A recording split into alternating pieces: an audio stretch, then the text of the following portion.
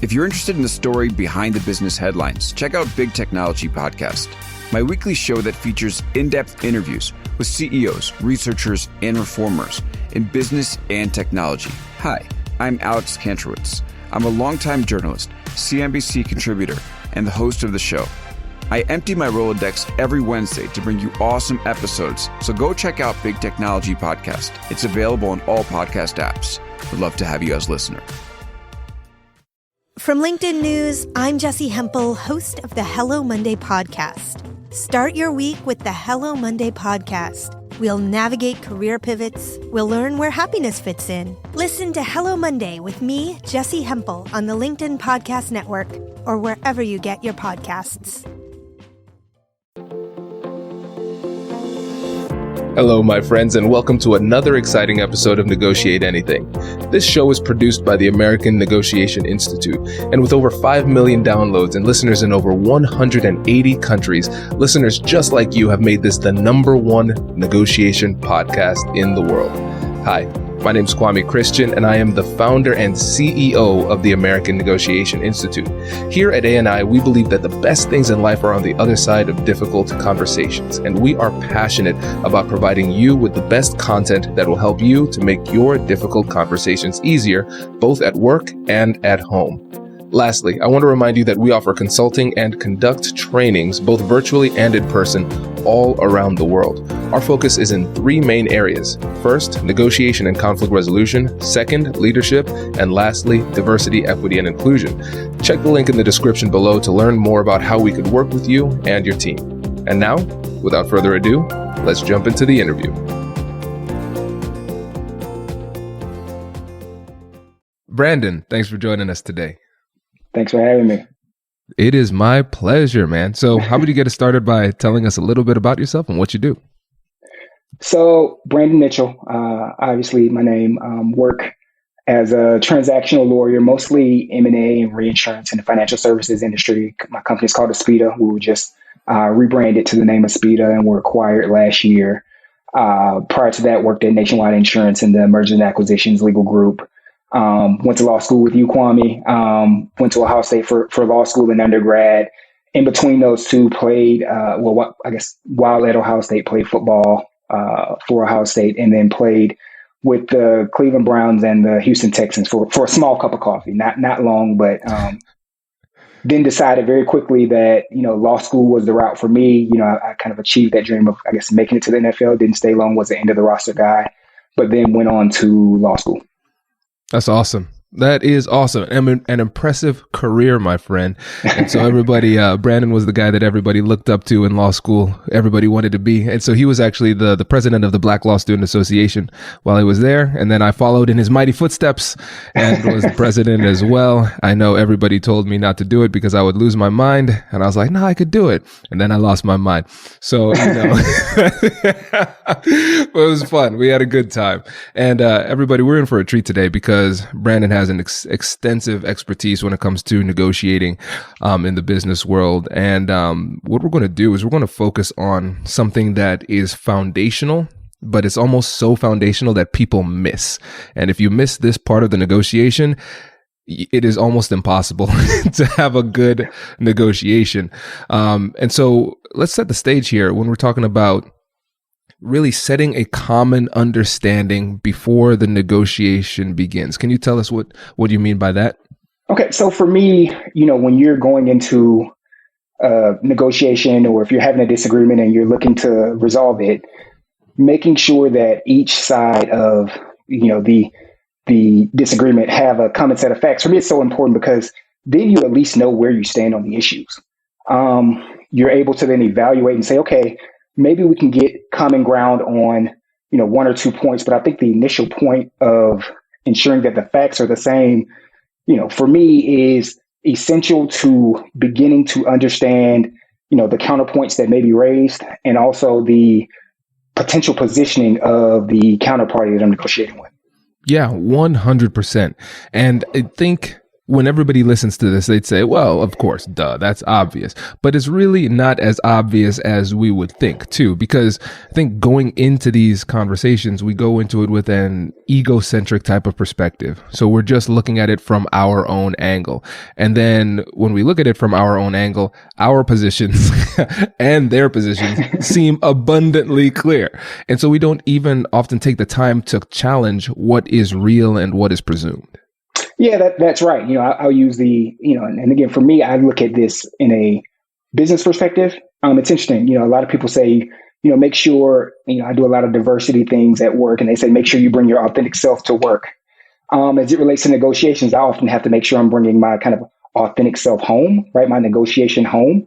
So, throughout this, I may give a lot of kind of work examples and home examples as well, because, it's easier to, I guess, for me, negotiate with more patience at work than it is at home oftentimes. And that's what, I have a 4-year-old and a wife. So between the two of them, sometimes they would say I'm a little less patient at home than I tend to be at work. So, with the common facts, it could be as simple as, someone saying the sky is gray.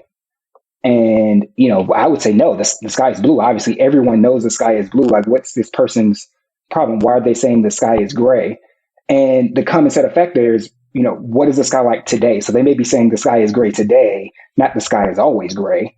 But if you don't realize, they're only referencing today, and then, you could argue back and forth with someone about whether the sky is gray or blue, even though you're kind of talking across each other, and they may be saying, hey, the sky is gray. I know the sky is gray. I can see that the sky is gray. And, he would be saying, hey, how is that possible when the sky is out, obviously blue, right? You can go into a whole atmospheric pressure and thoughts around kind of the earth in general and the ocean, reflection of the sun, all of that to discuss why the sky is not gray. But if that person is referencing it on a specific day or at a specific time, you would have wasted a lot of time when you could have just got an understanding of, okay, when are you saying the sky is gray? Are you saying the sky is always gray? Or are you saying it's gray, just today? Just making sure that there's an understanding or a foundational piece to what you're discussing and why they may have that opinion is really important. Yeah. And with the example that you gave, I love how simple it is, because it makes it very, very clear why this is so important, right? And it seems like your cure for that is curiosity, just taking the time to investigate a little bit further. Yeah, that's right. And I try to use that tactic, especially when, kind of how you reference, it seems so obvious to me. Right. So it's like, how could this person possibly believe what these facts are? Or why are they, sometimes it's so opinionated about something that I would think is so mundane. And that's always a trigger for me is, wait a minute, are we talking about the same thing here? Do we even understand where we're starting here? From a business perspective, I'm often dealing with, opposing counsel on transactions. And so we're negotiating. A lot of times it's not spoken negotiations. We're doing it via red lines and contracts back and forth. So if, business terms have been agreed to that I'm aware of, that, the opposing counsel is unaware of, and so they send a markup back to me that has struck some of the business terms that I know are kind of a part of the agreement and I know have been negotiated between the two business parties outside of the lawyer's presence. If I, kind of reach out to them and say, hey, like, why are you striking this? I know this is kind of an agreed upon fact, right? I know this is an agreed upon portion of the transaction. But if we're negotiating from different ends, they may think, this guy's putting this in there, trying to pull a fast one on us, trying to, get my client to agree to something that they would never agree to. But it could be just a miscommunication, either on my side, thinking it's a subtle point from a business perspective, or on their side, just not being updated with where things are, from the transaction progression standpoint.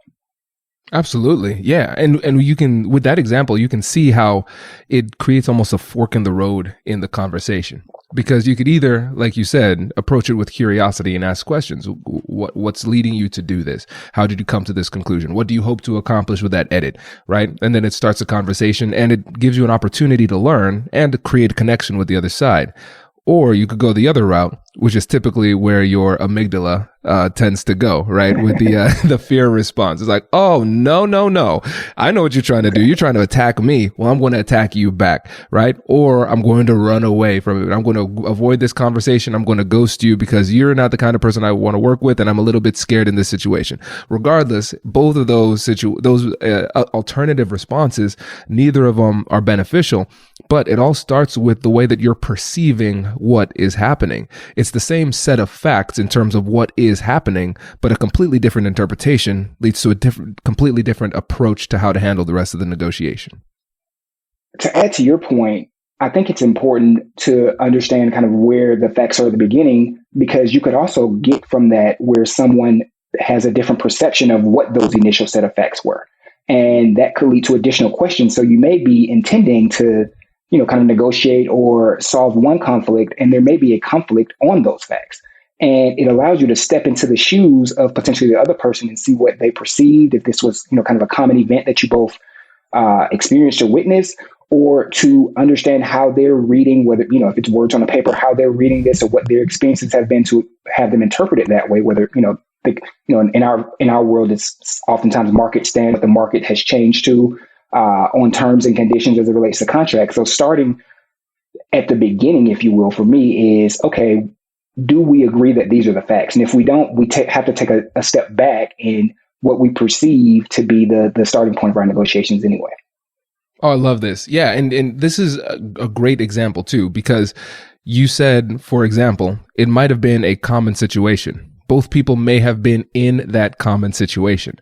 And so, especially when it's a situation where we both saw what happened, how do you disagree with me on these facts, right? That happens a shocking amount of times. I'll give an example just at the workplace here at A&I. One time I was having a conversation with a colleague, and I said, hey, I want you to do XYZ for ABC reason. How does that sound? She said, yeah, that sounds good. So we're on the same page. You're cool with it? And she said, yeah, that sounds good.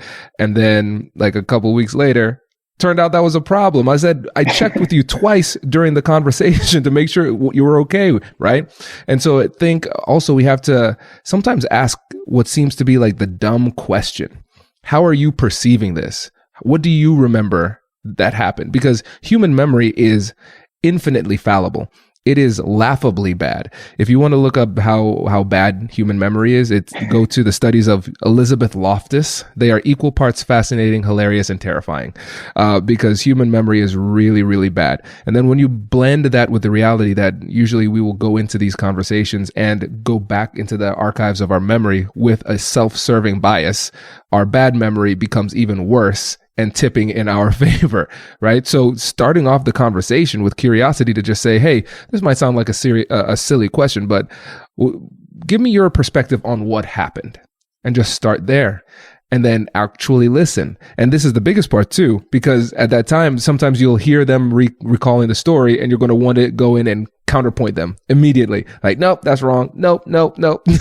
This is an opportunity for you to like listen and fully understand where they're coming from, so you can actually navigate the conversation at a higher level down the road. Does your company invest in professional development training? If you believe that your team would benefit from a negotiation workshop, all you need to do is go to our website, fill out the workshop request form, and then we'll set up a time to chat. These workshops are completely customizable, and we've done them all around the country. Negotiation and conflict resolution skills are beneficial across all professions, but they're especially useful in procurement, purchasing, sales, sourcing, and contract management. Our calendar is filling up quickly, and we even have some workshops scheduled for next year. If you think you might want one, I'd suggest reaching out soon so you don't miss out. Check out the link in the description to learn more. And now, back to the show. Brace the rudders! Raise the sails! Raise the sails! Captain, an unidentified ship is approaching. Over. Roger. Wait, is that an enterprise sales solution? Reach sales professionals, not professional sailors. With LinkedIn ads, you can target the right people by industry, job title, and more. We'll even give you a $100 credit on your next campaign. Get started today at linkedin.com/marketer. Terms and conditions apply. Yeah, I totally agree. And kind of going back to that, I haven't read the book you referenced or the research that you referenced, but I think another thing that comes into play often is with the human memory is people remember how they felt versus what the actual facts were. And a lot of times people will make the statement that feelings aren't facts.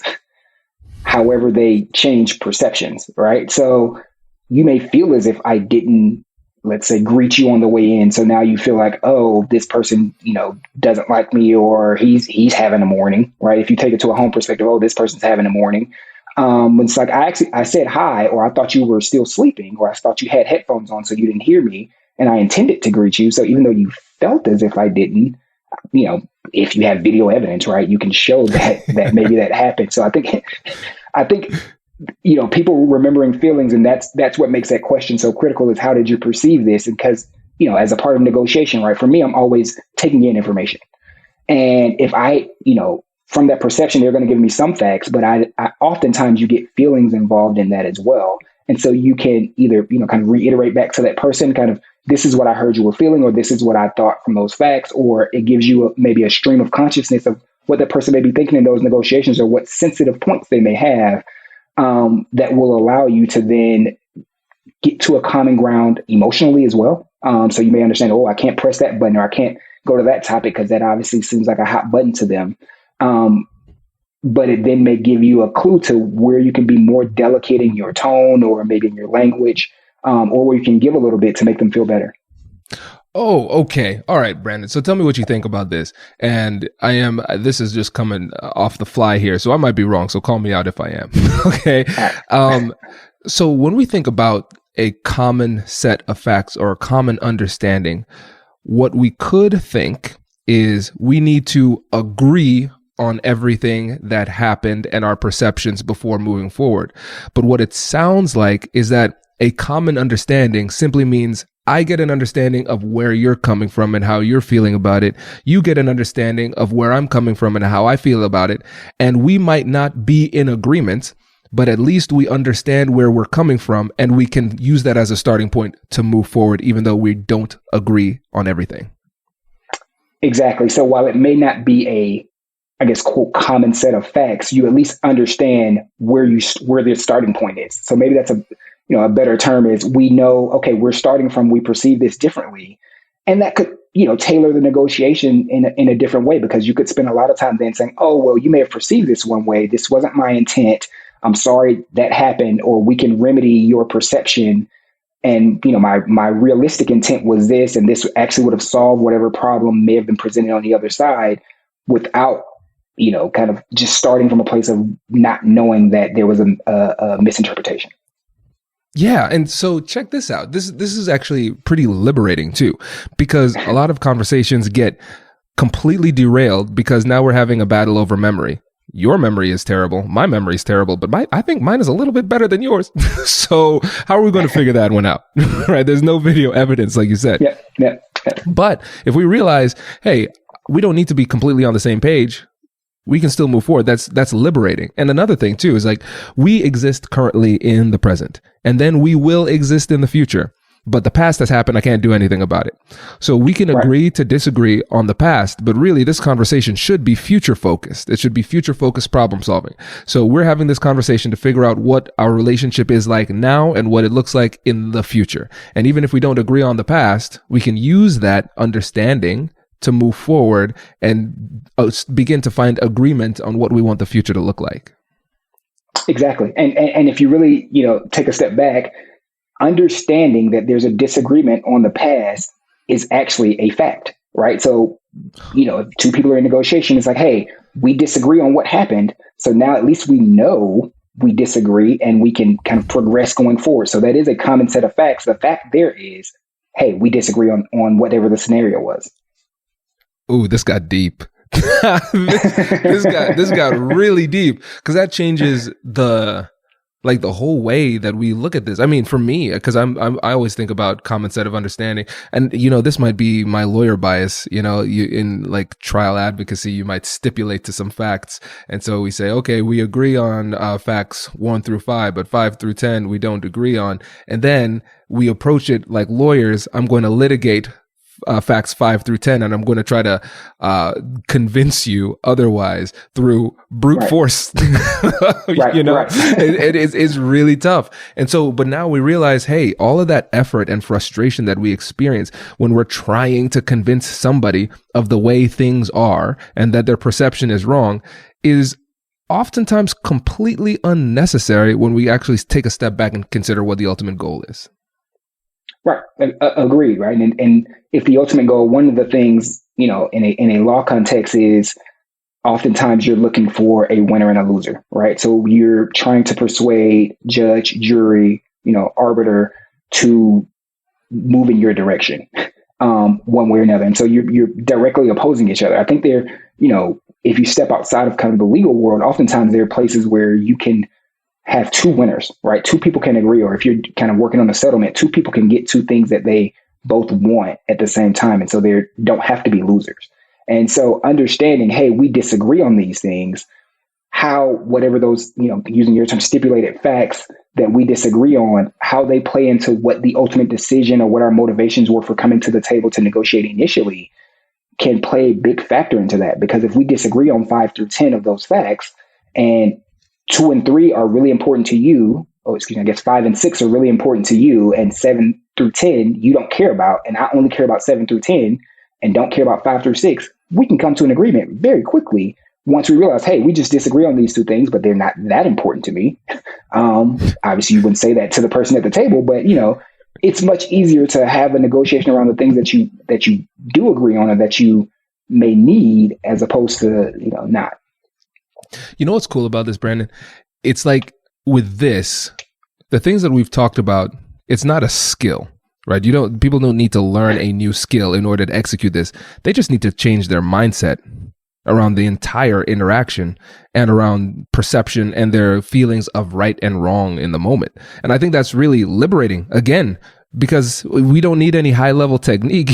You just need to change the way you think, and then everything gets a lot better. Yeah, to me, it is, right? It doesn't require any talent. It's just, hey, where are we starting at here, right? What is the basis for which we are here and why we are going down this path we're going down? And that doesn't require, any knowledge. All it requires is conversation back and forth. That's so cool. This is great. Now, I know we're coming up on time, but before you go, what would you say is one piece of advice that you'd give everyday negotiators in order to get better at negotiating? Be patient. Patience for me in negotiation is key. And I'm one that's quick to kind of argue my point or quick to assume what the other person's saying, especially if it's a live negotiation. I'm very quick to, naturally think I understand where someone's going down their line of thinking. So being patient in listening, and also being patient in taking time to come to an agreement, ensuring that whatever agreement we're coming to, while there may be emotions involved, there may be outside factors, but if you're patient and diligent in what you're working to accomplish, you can get that done over time. So everything doesn't have to be, kind of right now. Your point doesn't have to be made right now. It may be, you may take a roundabout way to get to making your point. But if the other person feels heard and feels like, okay, I'm dealing with someone across who's not just trying to cut me off or trying to bully me into doing something I don't want to do, they're more likely to acquiesce to whatever request you may make. I love this. Brandon, thank you so much for coming on the show, my friend. Really appreciate it. Thanks for having me. I enjoy everything you're doing, and congratulations on all your success. Congratulations, you've just joined an elite club. By listening to a full episode, you're now officially on the Negotiate Anything team. So welcome aboard. What most team members do is they subscribe to the podcast because that allows them to automatically get the latest episodes of the show. The best things in life lie on the other side of difficult conversations. Keep learning, keep practicing, and keep getting better. Your relationships will improve, your career will soar, and you'll have the confidence you need to get the most out of these crucial conversations. Again, thank you for joining the team. We're excited to have you, and I will see you in the next episode. I'll catch you later.